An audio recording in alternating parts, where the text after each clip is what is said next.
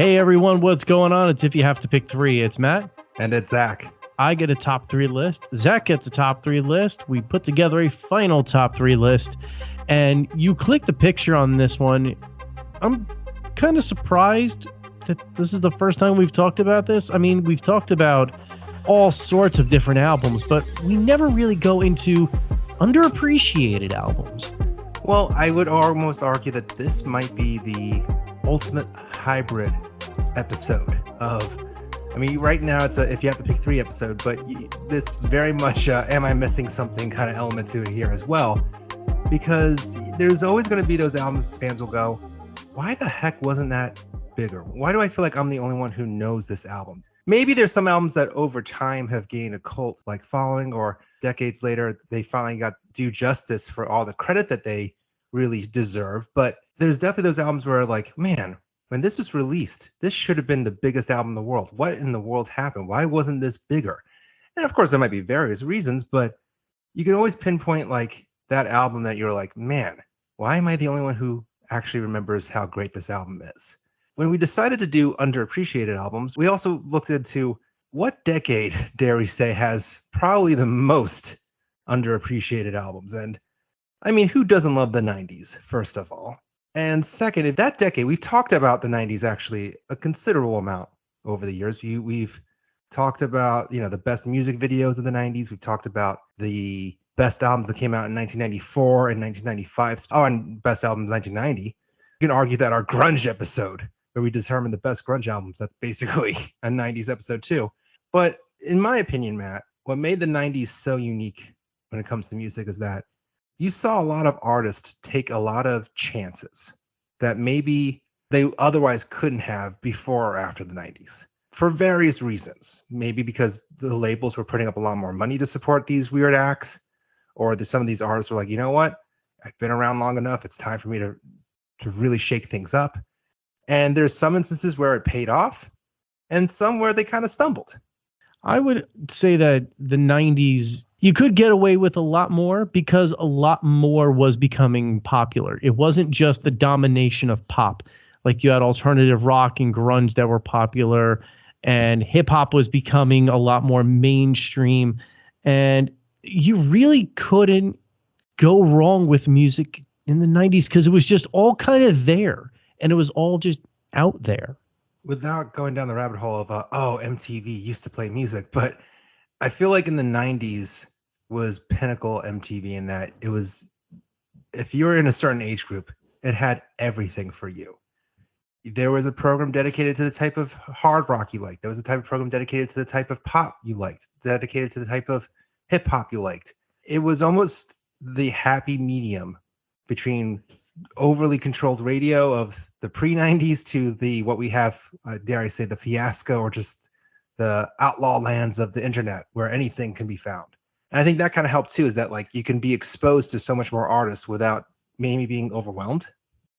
Yeah. Yeah, we'll go with that. Thank you for your support.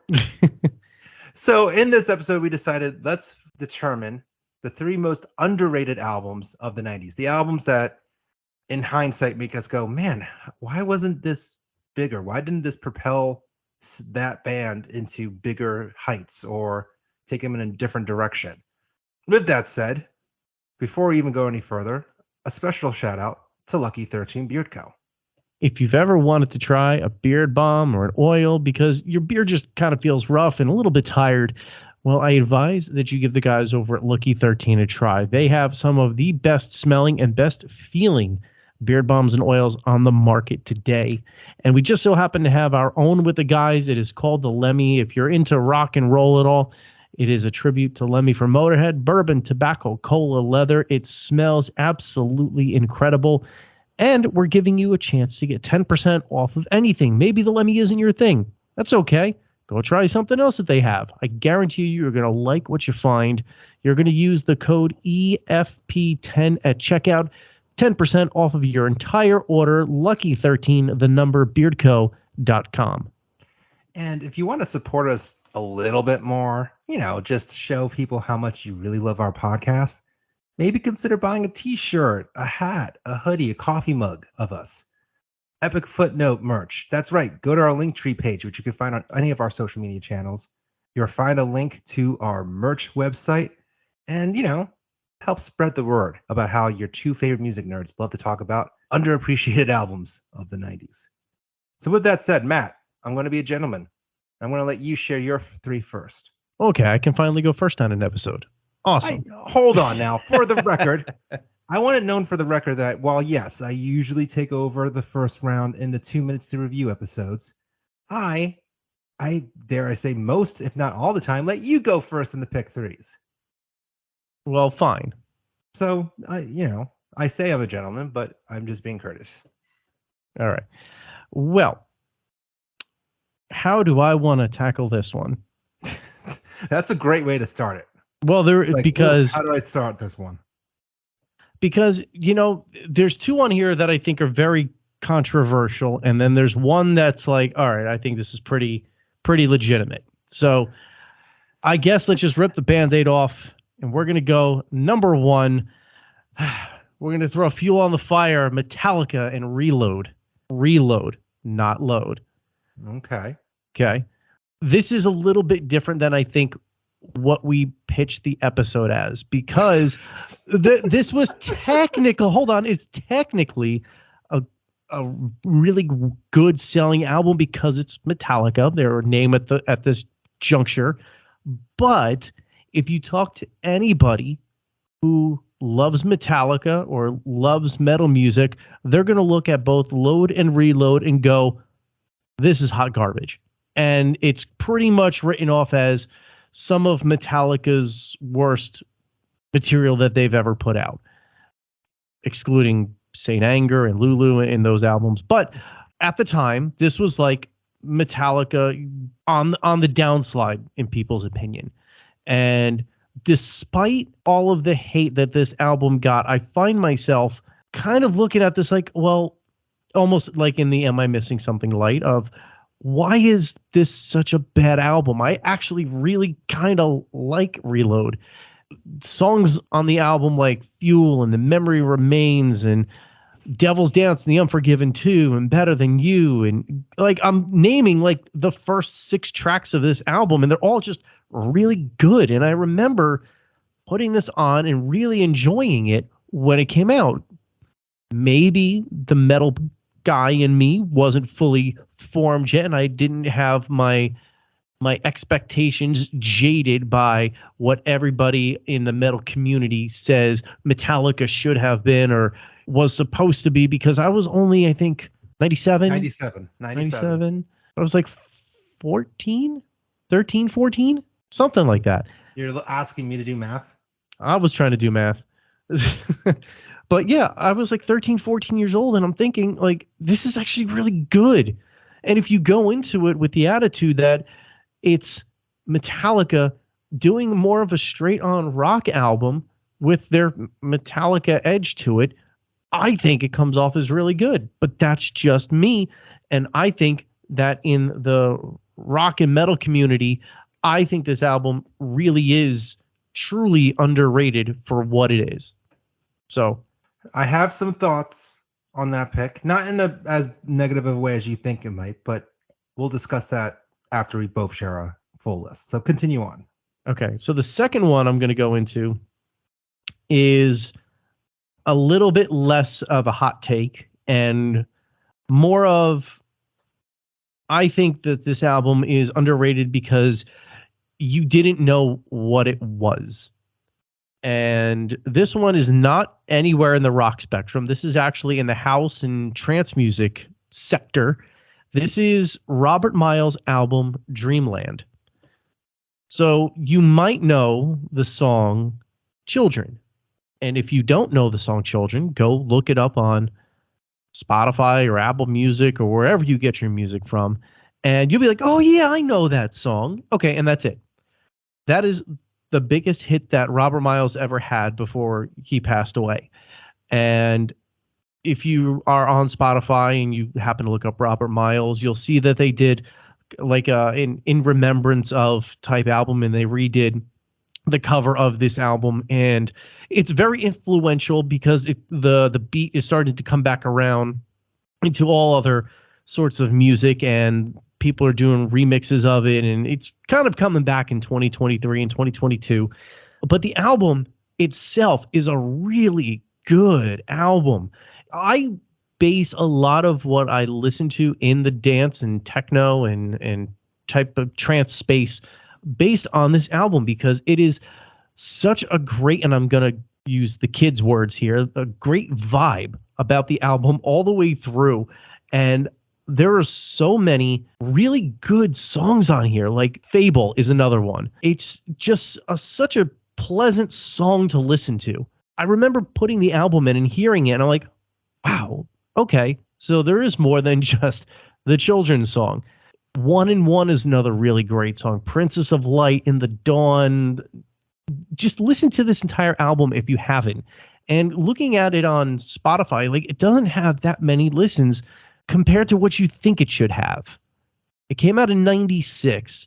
Once again, if you have never listened to Robert Miles' Dreamland, give it a chance, and I think you'll really enjoy it. And now the third pick is really going to be another kind of hot take.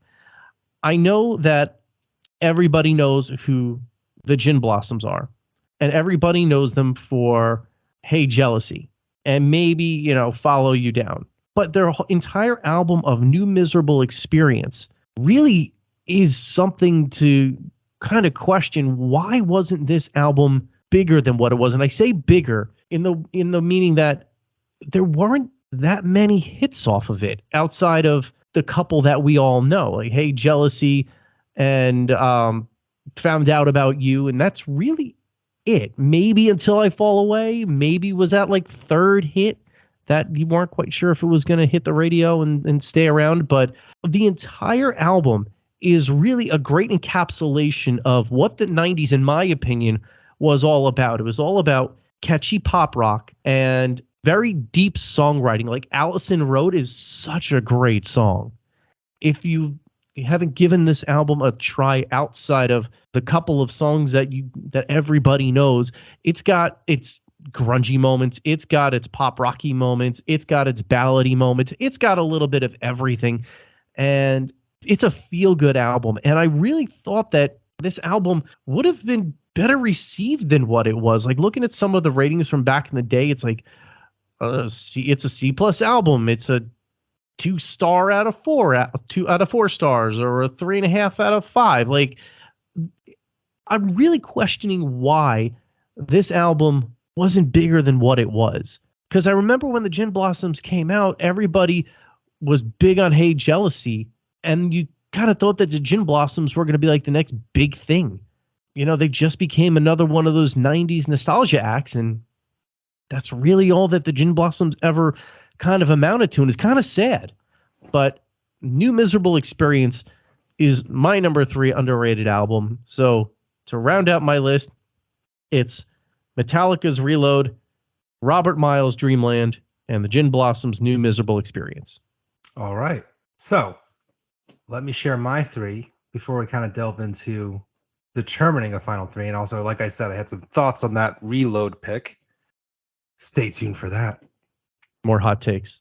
So the first one I'm going to go with is from a band that I think I've made it very clear how much I love this particular band. And they've definitely, not only are they now definitely like huge, like every hard rock band's definitely cited Faith No More as a huge influence. But also, if you look back at, The Real Thing was a huge hit when it first came out. Angel Dust, as bizarre as it was at the time, also did very well successfully. So definitely a band that by the time they went into the studio for this particular album was already kind of hitting a lot of success. And the album I'm talking about is King for a Day, Fool for a Lifetime. With this particular album, they definitely saw their popularity kind of slide. And I don't understand fully why. I could kind of, to a certain degree, I'll put it to you like this. The band was definitely going through some hardships at this point. Jim Martin had just left the band. They actually brought Trey, who was playing in Mr. Bungle with Mike Patton, in to record guitar for this album. Pretty much before they could even start touring or playing in support of it, he left the band. And then The album itself is definitely a little bit more direct sounding, especially compared to Angel Dust, which really just kind of was a little bit more all over the place in a cool way. And I think a big part of that actually could be because Roddy Bottum, the keyboardist of Faith No More, was pretty much like non-existent during this whole recording process. I mean, you can hear his keys on certain things here and there, but he was much more absent than in the past stuff. And that's actually primarily because he was coping with the death of his father, as well as the death of Kurt Cobain. A little fun trivia fact, side note. Courtney Love was actually the singer of Faith No More for a very, very short period, but her and Roddy still remained very close friends. So around 94, when Kurt Cobain committed suicide, he was taking that very hard and also consoling with Courtney. So definitely you can kind of hear a little bit of fractures, but it's still a phenomenal freaking album. I mean, you got this whole album is just an amazing blend of hard-hitting songs like The Gentle Art of Making Enemies and Digging the Grave. And then you got like the more softer genre-bending songs like Evidence and the title track that are just, I mean, it shows that everyone in the band was just so phenomenal at their instruments, even like Patton with his vocals. But then you listen to this album and you definitely hear how so many bands after them tried to sound like Faith No More. And yeah, like I said, this is a little bit more of a direct sounding album from Faith No More, or considerably considering Faith No More, but it's just one of those albums that should have, given that directness, gotten a little bit more attention, or at least gotten them a little bit more commercial flair. I mean, they were making some TV appearances here and there, but it definitely didn't sell as well. In fact, a lot of fans say they were disappointed in it, but I think it was more so that they were just disappointed it didn't sell well. I mean, it definitely saw, less sales than its predecessors. And I just don't really know why. Like, there's songs in here, I'm like, this should have been a huge hit considering what was going on in music in the 90s at that point, in 1995.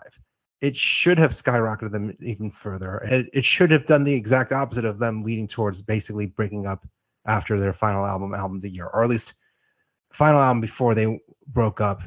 And then, of course, they reunited and they released another album later on. But I always say Faith No More deserves all and even more respect than they usually are given, even though they're definitely given a lot of respect. And I would argue that King for a Day is definitely one of those albums that too many people sleep on that they really need to revisit for various reasons. So first pick, Faith No More's King for a Day, Fool for a Lifetime. My second pick, this spot was going to be between two bands with one huge connection. If you listen to a past episode of You Have to Pick Three, where we talked about the best replacements in music, you heard me throw a lot of love and praise for John Bush, and specifically for his time in Anthrax. If you think his time in Anthrax is underrated, then his time with the band before that, Armored Saint, is even more underrated. They're a really great metal band that came out of the LA scene. And of course, I mean, we know how great John Bush of the single is. I mean, hell, Metallica even initially asked him to join the band when James Hetfield wasn't really confident to be a singer before they even started really recording Kill 'Em All. He said, no, I'm going to stick with Armored Saint. During the 80s, they saw moderate success, but they really weren't going in the direction that they wanted to. And unfortunately, when they went into the studio, or when they started demoing in 1989 for songs that would eventually be Symbol of Salvation, their guitarist Dave Pritchard got diagnosed with leukemia and then a year later passed away. So that kind of caused a huge delay. But finally, in 1991, they released Symbol of Salvation, which, I mean, like I said, they're one of the most underrated bands. I would argue this is one of the most underrated albums in metal. And well, yes, I just said that, they had some personal reasons for why it caused a delay. But I would argue that if A, this album came out a year or two prior, and B, if John Bush didn't jump over to the Anthrax train, because he left the Armored Saint in 92, and then Armored Saint went on indefinite hiatus until a few years later when they regrouped. If that didn't happen, this album probably would have gotten even more exposure. It is such an awesome, awesome metal album. I mean, you got songs like Rain of Fire, Warzone, Last Train Home, Dropping Like Flies, just John Bush's amazing vocals with the killer guitar work of Phil and Jeff Duncan. It's one of those metal albums that, God, I wish it almost didn't come out in the 90s and it came out in the 80s instead. It could have really changed the landscape. It could have taken Armored Saint from cult status to the mega stardom of hard rock that they really deserve. And I'm glad that Armored Saint is back and playing still and still releasing quality albums. Don't get me wrong. It's just Armored Saint is definitely one of those bands like, man, why could they have not gotten an extra big push? But Symbol of Salvation is definitely proof that they really should be taken more seriously, Armored Saint. So, second pick, Armored Saint's Symbol of Salvation. My third and final pick. It's funny. I normally try to include all types of genres in here, but I think I ended up going with pretty much all rock, and I think it's a testament to how the 90s had some really great rock albums. This last pick, Helmets, Meantime. There's a fair amount of fans who will make the argument for Betty, their album that came after Meantime in 1994. And that one definitely infused a lot more different types of genres. But to me, Meantime has this heaviness and groove, the mix of hardcore and just groove metal. I would make the argument that so many bands that came after Meantime came out in 1992 pretty much owe Page Hamilton, the singer, frontman, guitarist, at least 2% of their royalties. Songs like Unsung, In the Meantime, He Feels Bad. Sure, it's now considered to be a really important album in hard rock and 90s metal. But at the time, it definitely underperformed, considering that there was actually a bidding war for Helmet amongst the labels at the time. I mean, all the labels were trying to find the next Nirvana, and a lot of labels thought that Helmet had that potential. It definitely didn't live up to it initially. It slowly built a lot more momentum and started selling a lot more albums. But it's nice that now a lot more bands and fans go, yeah, Helmet really were ahead of their time and they're a huge influence on us. But Meantime is the type of album that really should have been a game changer in 1992 for Helmet, and a game changer for just the metal scene in general at that time.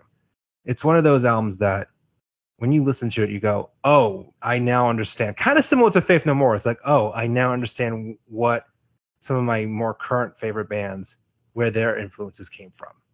I get it now. And kind of even, maybe dare I say, more so than Faith No More, Helmet do not get enough credit. So, to recap, my three: Faith No More's King for a Day, Fool for a Lifetime; Armored Saints, Symbol of Salvation; and Helmet's Meantime. And now comes the fun part. So, two things. What's your Go ahead, hot sorry. take? What's your hot take? I it's funny. I don't even really have a hot take. Like, I know normally this is where I come up with a compromise of, we'll choose this album from your list and then we'll choose this one from mine, or here's a final three suggestion. I actually don't really have one. But before we really delve into this, two things I want to note. First, I'm a little surprised, Matt, that you didn't pick Red Hot Chili Peppers' One Hot Minute. I, for some reason, thought you would have made an argument for that particular album. Nope. And I kind of mentioned that because that was one of the first albums I revisited to be like, maybe I should give this album another chance. And I'm like, no. As I'm listening to it, I'm like, the formula was there. Something just wasn't executed correctly. I mean, you would think that an album with Dave Navarro and the Chili Peppers would have been a surefire hit, but clearly the band was just encompassed by all their demons on that album, and they just ended up producing a very kind of meh album resulted. But I still, for some reason, thought you would have given that, because I mean, like me, you love the Chili Peppers too, and I just thought you would have made an argument for that. Nope. Just not my favorite Chili Peppers album. Well, it's not a lot of people's favorite Chili Peppers album. Yeah, really only like Aeroplane. That's about it. Oh, fair enough. Now, going on to what I kept teasing is the hot take of Reload. I would argue that the problem with Reload and Load, it was revealed, I don't know if during or right after, that the plan was for those to be basically a double album released at the same time. And you even hear a lot of, you see a lot of news outlets or metal publications do a what if Load and Reload was made into a single album? Which songs would you keep? Which songs would you exclude? And while there's some great songs on Reload, as well as on Load too, to me, there's also a lot of fat that I could easily cut. And I would make the argument that if they had cut that fat and just combined Load and Reload, well, yes, it still would have upset a lot of metal fans who were already pissed off at Metallica for making the Black Album. It would have been a stronger album than what we ended up getting. So I think that's where the fair criticism comes in. Yes and no. Okay. So I understand why everybody says, they could have seen them being a double album. Completely agree, because I think that any album that contains the lone country song that Metallica ever put out really was struggling for ideas, right? So there's probably 4 or 5 songs on Load and 8 songs on Reload. You could have a great 12-song album and you're good. And while I can make the argument for Reload, I don't know if I can make the same for Load. Once again, because it's got Metallica's Lone Country song, and it's actually surprisingly got a lot of listens. I don't know why, but it does. I don't know. I just think Reload is such a better album, and I think because its association with Load, I think it catches a bad rap, but there are a lot of people who won't give it its fair shake just because it's not the first 4 albums from Metallica. What are the 4 songs off of Load that you would keep? I'm curious. Ain't My Bitch, Until It Sleeps, King Nothing. Actually, 5 songs. Ain't My Bitch, Until It Sleeps, King Nothing, Hero of the Day, and Bleeding Me. So not Outlaw Thorn. Outlaw Torn. So I would also, the thing about Load is that I feel like, and this Reload and Load, the problem is that like songs like Ain't My Bitch just haven't aged well, mainly from a lyrical standpoint and even from a musical standpoint. Whereas songs like King Nothing and Until It Sleeps, and even Hero of the Day, which is very different from Metallica, like that's like, oh wow, that's cool, different direction. And I would actually even argue that for both songs, one of my favorite live albums was the first S&M album that Metallica did with the San Francisco Symphony Orchestra. And I still to this day love the versions that they did of Fuel, Memory Remains, Hero of the Day, and Until It Sleeps with the orchestra. Because while you can definitely hear that, how the alt rock and 90s and grunge scenes influenced Load and Reload to a certain degree, the orchestra kind of brought out a little bit more of the metal and technicality aspects of those songs that kind of got buried in the original production. In fact, I would even argue that Until It Sleeps with the orchestra is just so awesome. And actually, I still pretty much every other day I'll listen to Fuel with the orchestra, because it's one of those, it should not work with an orchestra, and yet it does for some reason. Just something about the way that the violins work with the like, it's just badass. My PSA is, if you really need more convincing over Reload and Load, listen to S&M, the first S&M album with Metallica. So I don't even know what to propose here for a final 3. I don't think it can go all metal or all rock. I think that I would like to include Robert Miles in there, just because it is such an unknown album. That's the one you're going to bat for? I will go to bat for that one, because if you don't know what you're listening to, especially back in the 90s, there was no song identifier on your cell phone. Hell, there was no cell phones. So you couldn't really find out what a song was unless you caught it on the radio or found somebody who knew, or you just happened to right place, right time. Somebody said, oh, that's such and such by such and such. And I very vividly remember going into a record store trying to describe to one of the people who worked there what I was looking for, and I couldn't tell them what it was. It was all music. It was all like piano and dance and whatnot. It was hard to describe what I'm listening to. But when I finally found the album and I finally listened to the whole thing, it's one of my favorite albums, hands down. And I think it's a very underrated album because not many people know what it is, even to this day, right? I've talked to some people, and when I play that or I hear it, I'm like, oh, that's Children by Robert Miles. What is that? So I think that more people, if they listen to this album, they'll really take an appreciation to a different take on dance and trance or house music. And I don't know. I just think it's one of those severely underrated album that people need to be aware of. So I'm leaning towards fighting tooth and nail for Faith No More's King for a Day, Fool for a Lifetime, for a few reasons. One, I love the entire catalog of Faith No More, and I get why Angel Dust is just considered to be one of the band's best and maybe one of the best of the 90s. But it baffles me that King for a Day got such a mediocre rap, considering how strong those songs are. And then kind of going to the second way, I mean, if for those who've listened to our review of Avenged Sevenfold's Life is But a Dream, when you listen to that album, which we were not very kind to for rightful reasons, dare we say, and then you listen to King for a Day, you kind of realize, oh, so this is what Avenged Sevenfold was trying to do. And this is where they really failed. Like everything that Avenged Sevenfold tried to do with Life is But a Dream and the stage is them trying to be Faith No More and failing miserably. And I think it's even more of a testament to how special Faith No More was, in that not a lot of bands could pull off the just genre bending. Like one moment they're doing in your face sludge metal, and the next moment they're doing Latin jazz. Not many bands can pull that off, and they did it seamlessly.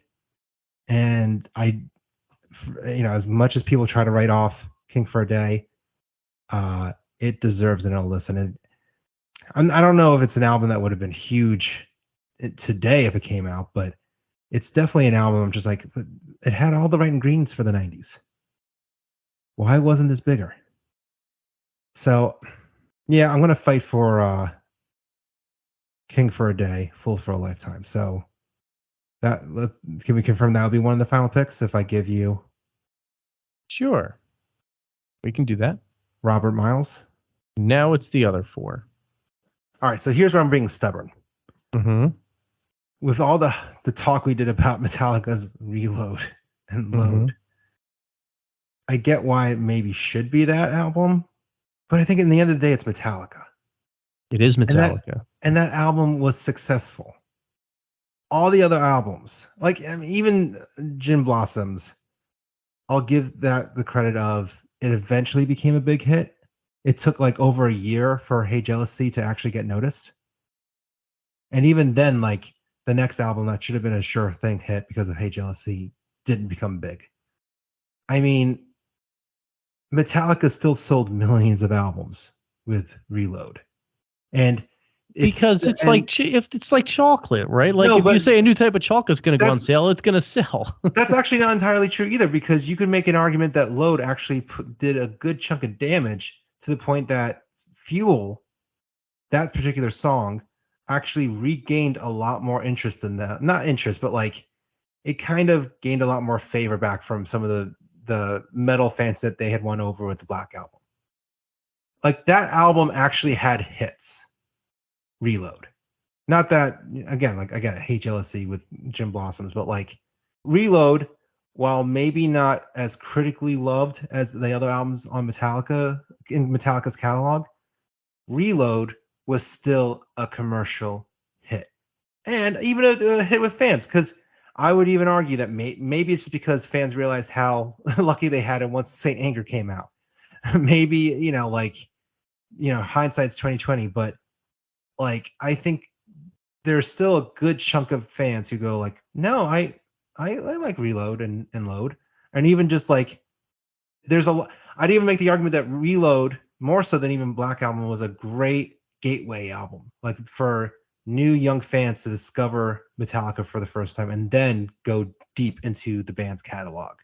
I don't know. Successful. It was successful. It absolutely was. If you listen to anybody who, well, I guess you can say this about any band, kinda, but anybody who talks about Metallica, they talk about the Load and the Reload albums as probably one of the worst times in Metallica history until they got to Saint Anger. I don't know about that. I will say that, until Saint Anger, it was definitely considered bad. But I think people came around to realizing how it wasn't all terrible, and like I said, they were still selling out arenas. They were still charting, topping the charts like with that. I don't think. Yeah, so I would argue that Reload shouldn't be in the final three, because it was still a commercial success that continued Metallica's legacy of playing arenas, whereas the rest of the albums that on both of our lists saw the bands either stay at the bottom or almost kind of get lower and lower down the totem pole of fandom. It didn't elevate them the way it should have. So I'm going to say no to Reload. Well, if you want to get technical, it only went to number 12 on the Billboard Top 200. I still say no. Okay. So then what are you arguing for? It's a great question, Matt. Because So I will say with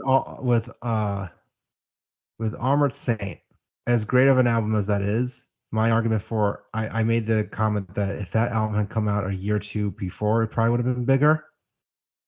Whereas Meantime by Helmet, I could even see that album being huge if it came out today. To me, that was a lot more influential in the future sounds of music than Armored Saint, dare I say. And I say that with so much love. So out of my remaining picks, I would probably make the argument for Helmet. With that said, I would be open to hearing another argument from you for Gin Blossoms.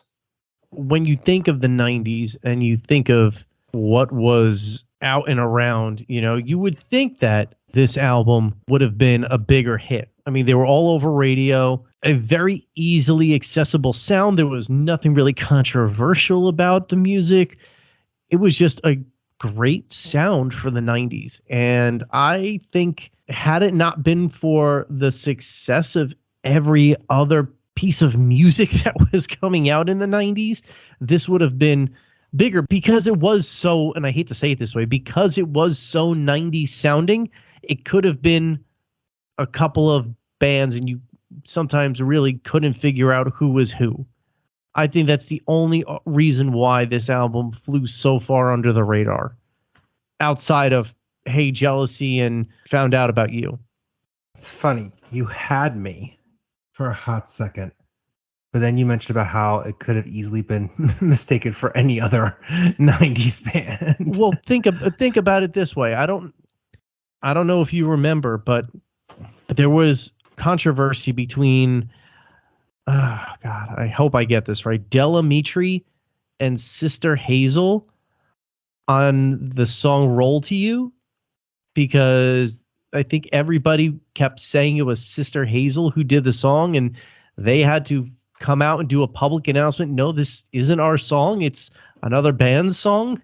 And it really kind of just played up in the 90s that you could have had really good sounding hits. You just don't know who they were from at times. And I think that the Gin Blossoms kind of fell into that a little bit, but that's really about it. So you think that if they lived in an internet age when Hey Jealousy first came out, they would be a bigger band?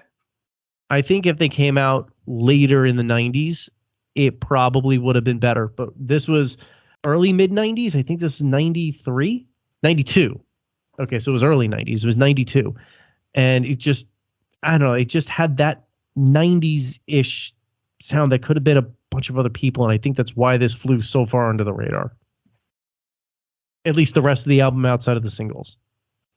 I'm reluctantly leaning towards giving it to you, but the fact that you keep saying that you had me at the idea that it's a very accessible song, and there's appeal to that, but the fact that it could have been mistaken for, and if you had told me Hey Jealousy was done by Fastball, I would have been like, yeah, that sounds right. That's exactly why. But and I think that's why it's underrated. Does that make it a good song though? Or does that make it a good album? If it could have been done by any band. But that's the singles. The rest of the album itself is a great album, and it does kind of break away from what you would associate at the time. It's just that every band kind of had to have those standard sounding songs in order to become popular.